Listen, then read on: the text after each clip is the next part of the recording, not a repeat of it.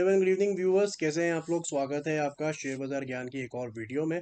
और आज की इस वीडियो में हम बात करने वाले हैं यूटीआई एएमसी लिमिटेड के बारे में। आज के सेशन में 4.5% ऊपर, 781 रुपीज़ के ऊपर। तो ये वीडियो के अंदर में कुछ एक न्यूज़ है, उसके बारे में चर्चा करेंगे, यूटीआई एएमसी के स्टॉक के बारे में। फिर चलेंगे चार्ट्स के ऊपर में। मेरे को अच्छा लगता है यूटीआई एएमसी का शेयर। मैं शुरुआत में वीडियो को बता दूं कि मैंने पहले भी कहा है इस शेयर के बारे में कि काफ़ी अच्छी कंपनी है और वैल्यूएशंस बहुत अच्छी हैं। मोर इम्पोर्टेंटली रीज़न बीइंग कि वैल्यूएशंस का आपको ज़्यादा ध्यान में रखना पड़ता है। बिकॉज जब बहुत सारा मार्केट ऊपर चल रहा हो और सारे शेयर्स महंगे मिल रहे हो, तो ढूंढना पड़ता है बड़ी अच्छी नज़रों से कि आपको कौन सा एक ऐसी कंपनी मिल जाए जो कि फेयर वैल्यूएशंस पर ट्रेड कर रही है या फिर बिलो फेयर वैल्यूएशंस के ट्रेड कर रही है, ताकि अगर मार्केट्स गिरी भी, बिकॉज देखिए जब मार्केट्स गिरेंगी, अभी गिरे या 2 महीने बाद गिरे या 4 महीने बाद गिरे, बजट के पास गिरे, जब भी इसमें एक फॉल आएगा तो सारे शेयर्स गिरेंगे, whether it be small cap mid cap. उस केस में आपको ऐसे शेयर्स बचाएंगे जो कि बहुत चले नहीं है या फिर फेयरली वैल्यूड है। तो चलिए पहले न्यूज़ की बात करते हैं, फिर आगे चलेंगे। तो बेसिकली पिछले 7-8 दिन से एक ये न्यूज़ चली हुई थी कि यूटीआई एएमसी के अंदर में जो पंजाब नेशनल बैंक का हिस्सा है, 1400 करोड़ का, उसको बेचने का जो है एक्सेप्टेंस आ गया है दीपम से। दीपम जो हमारी मिनिस्ट्री है, उन्होंने पंजाब नेशनल बैंक का जो स्टेक सेल है उसको नोट दे दिया था कि आप बेच दीजिए, और उससे पीएनबी को काफ़ी सारा पैसा मिलना है, उससे उनका डेट प्रॉब्लम और जितना भी प्रोविजनिंग का प्रॉब्लम है वो सॉल्व होता दिखता है। पैसा आएगा तो डेफिनेटली बहुत सारी प्रॉब्लम्स आप सॉल्व कर सकते हैं। तो ये तो बात समझ में आती है कि पीएनबी का शेयर भागे, और पीएनबी का शेयर बहुत तेज़ी से भागा भी है। लेकिन यूटीआई के लिए क्या फ़ायदा है? तो देखिए यूटीआई के लिए ये फ़ायदा है कि इससे ये होगा कि यूटीआई बेसिकली, अगर एक चीज होती है प्रॉफिट टू अर्निंग रेशो, आप प्राइस टू अर्निंग रेशो, जिसके अंदर आप देखते हो स्टॉक का प्राइस और स्टॉक की अर्निंग्स, और उसके बाद में उसका पी रेशो निकाला जाता है। तो एक चीज होती है forward price to earning ratio, जिसके अंदर क्या क्या होता है कि आप जो फ्यूचर में आने वाला नंबर है, रेवेन्यू प्रॉफिट जो भी है, उसको आप लेके एक नंबर आप बना सकते हो कि कंपनी को आगे जाके कितना प्रॉफिट होगा।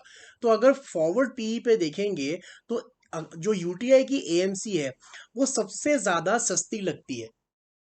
अगर आप FY24 की पी देखोगे तो 14 पे आती है यूटीआई एएमसी की, और बाकी जितने भी एसेट मैनेजमेंट कंपनीज जो लिस्टेड है, HDFC, Aditya Birla, Nippon life, सबका जो पी रेशो है, फॉरवर्ड पी की बात हो रही, करंट पी की बात नहीं हो रही, सबका जो forward price to earning ratio है वो इससे महंगा है।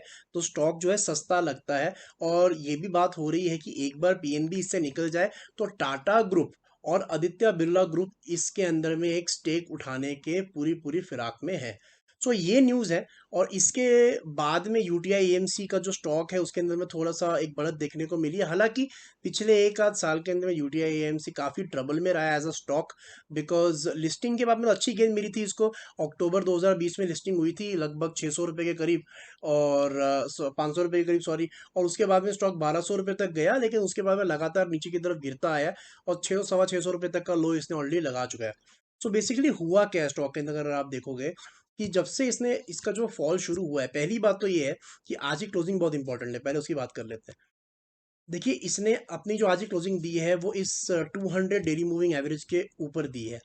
और मैं आपको एक चीज़ पॉइंट आउट करना चाहता हूँ कि ये क्यों इंपॉर्टेंट है। ऑब्वियसली 200 डेली मूविंग एवरेज हमेशा इंपॉर्टेंट होती है, लेकिन और ज़्यादा क्यों इंपॉर्टेंट है, जब से ये फॉल शुरू हुआ है और जब से यूटीआई एएमसी का स्टॉक फरवरी 2022 के अंदर में पहली बार इसने अपने 200 डेली मूविंग एवरेज के नीचे गया था, उसके बाद से सिर्फ एक दिन, ओनली 1 डे, यूटीआई एएमसी के स्टॉक ने अपने 200 डेली मूविंग एवरेज के ऊपर क्लोजिंग दे पाया, सिर्फ एक दिन।